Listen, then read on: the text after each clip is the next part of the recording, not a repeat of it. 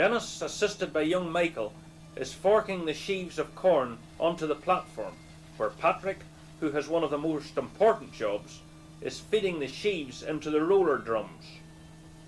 Feeding the mill, as this job was called, was a dangerous operation, and it was not unusual to see threshermen with a finger or perhaps two missing. There were few health and safety men around in the 1930s.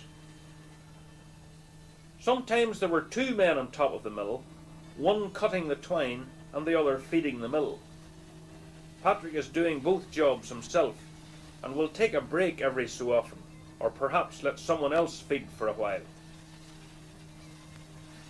Halfway through the threshing, all of the men would take a break. Some for a smoke, which was popular in those days, others for some liquid refreshments, not necessarily tea.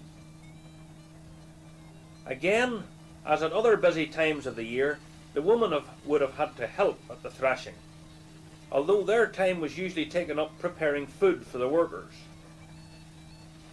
The threshed straw is blown up onto the walkers and kicked out at the back of the mill. Michael and Dennis have now swapped jobs and are forking up the straw to Niels, who is building it in the shed. From here it will be used for bedding the horses, cattle and other animals over the winter period. In some areas, a mechanical conveyor would have been coupled to the thresher, which would help move away the thrashed straw. At the other end of the mill, the thrashed grain is collected in large hemp sacks. These bags were much bigger and heavier than anything that a man would want to carry nowadays. The grain was a very valuable commodity and would be stored loose on a loft. It would probably have to be turned a number of times to prevent it from heating, similar to the hay going into the stacks. Some of the corn would be sold and some would be used as feeding for the farm animals. At the end of the thrashing, a large meal would have been cooked by the woman of the house. The men and women would have sat at separate tables. The more senior men and the man of the house would have sat together at one table. It was not unusual for meals like this to be followed by an evening of music and dancing. Joan explains the woman's role on the day of the thrashing. The threshing was a big day for the women of the house because they had to cook the meals, mostly dinner and the supper at night. And usually the woman of the house would try to either have a few relatives or a few neighbours in to help her, because you could have up to 40 men in the haggard. And I know a lot of the women used to say, what are half of them doing?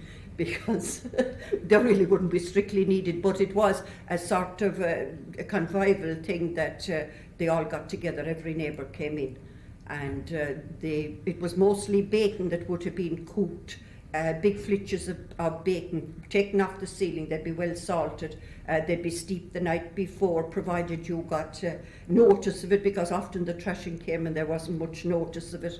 And then plenty cabbage and floury potatoes and mustard and HP sauce, the flour bag cloths on the table, and the potatoes would be piled high on it, and all the men would come in and they'd eat it. And usually there was corny cake afterwards, or often there was plenty apples, because most houses had an orchard, so there would be apple tart to follow.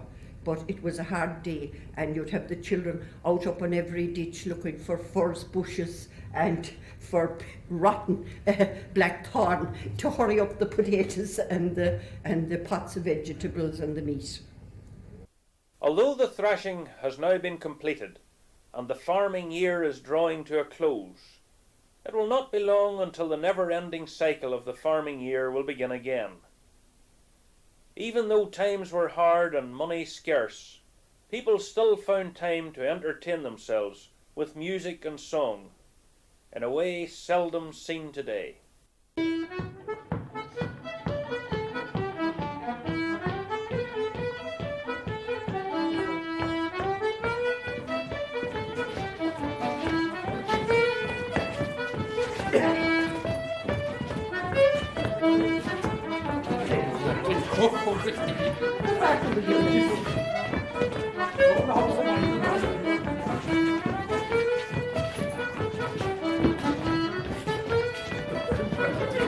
Good one.